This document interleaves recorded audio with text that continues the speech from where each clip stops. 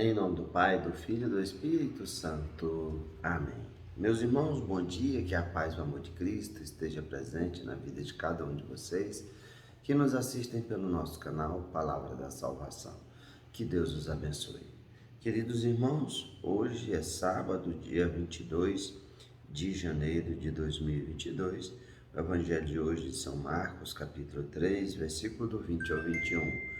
O Senhor esteja conosco, Ele está no meio de nós. Proclamação do Evangelho de nosso Senhor Jesus Cristo segundo São Marcos. Glória a vós, Senhor.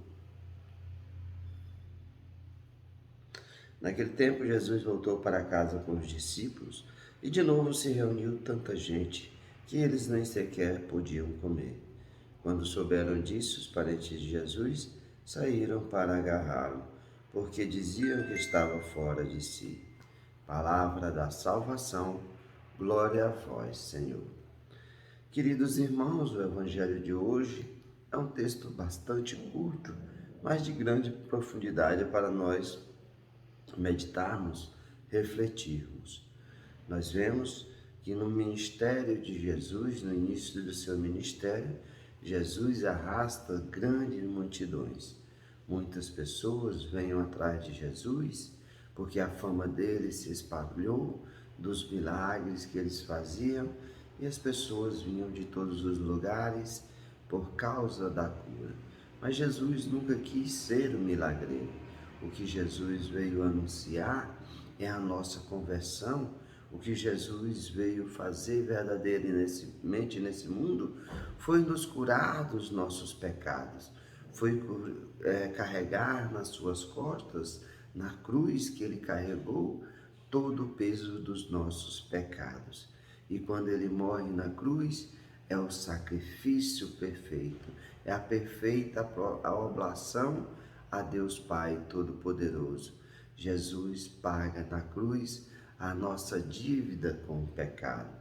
Então, meus irmãos, essa fama de Jesus se espalha de tal forma que Jesus não tem tempo para nada. Em muitas passagens do Evangelho, nós vamos ver que Jesus se retira para os lugares para ficar sozinho, para estar em comunhão com Deus.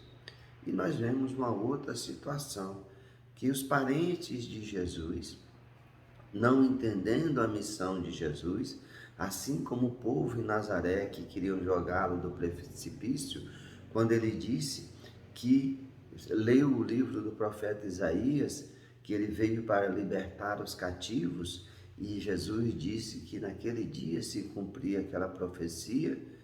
Eles vão dizer: mas quem é esse? Não é o filho do carpinteiro? Não conhecemos sua mãe, seus parentes? Verdadeiramente, as pessoas não entendem, não conhecem e não vão entender por causa da dureza dos seus corações. Os parentes de Jesus não se abriram para a graça, conviviam no meio dele, mas era inconcebível que aquele carpinteiro fosse o Messias. Assim também, muito acontece conosco. Muitas pessoas que são do nosso convívio não entendem a nossa missão, não entendem o desapego das coisas do mundo para cumprir a missão. E muitas vezes somos chamados de loucos, muitas vezes as pessoas se afastam, e essa divisão é natural. Jesus disse isso verdadeiramente, que por causa do seu nome, o pai se afastaria do filho, o irmão da irmã, e isso aconteceria, porque as pessoas muitas vezes vivem as coisas do mundo e se fecham para as coisas de Deus. Que nós possamos a cada dia reconhecer em Jesus o Messias e reconhecer também a graça. Muitos dos fariseus, quando Jesus fazia um milagre, não se alegravam com o milagre que Jesus fazia, mas muitas vezes o criticavam, porque era o dia de sábado, estava isso, estava aquilo, não se podia fazer isso, era o legalismo, se fecharam para a graça de Deus.